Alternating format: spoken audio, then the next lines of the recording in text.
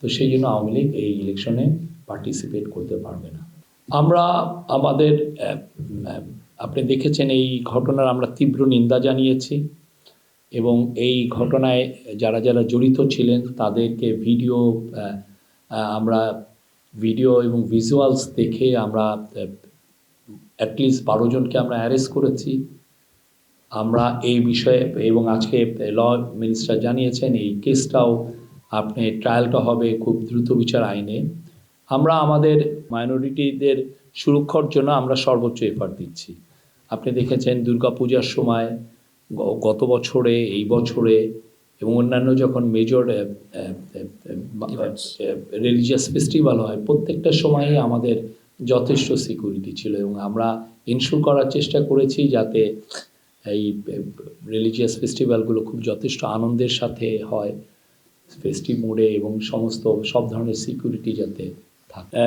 Daily star এবং প্রথম আলোর ঘটনায় সোফার 31 জনকে অ্যারেস্ট করা হচ্ছে এবং প্রত্যেককেই ভিডিও দেখে ভিজুয়ালস দেখে অ্যারেস্ট করা হচ্ছে। অনেকের সাথে আলামতও পাওয়া গেছে, আলামত সহই হয়েছে। তাদের বিরুদ্ধে অনেকগুলো কেস হয়েছে, আপনি জানেন অ্যান্টি টেরোরিজম অ্যাক্ট, তারপরে পেনাল কোডের কিছু কিছু ধারা অনুযায়ী তাদের বিরুদ্ধে কেস হয়েছে এবং আরও যাদেরকে আমরা চিহ্নিত করতে পারবো সবাইকে আইনের আওতায় আনা হবে এই বিষয়ে।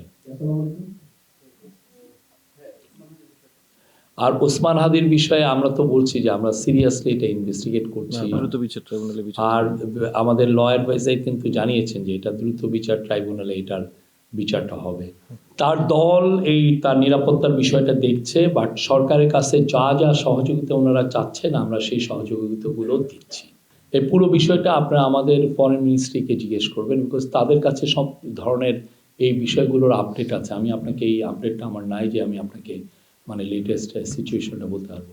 আমরা এই চিঠিটা আমি অন্তত দেখি নাই, আমি এই বিষয়ে জানি না, অ্যাওয়ার না।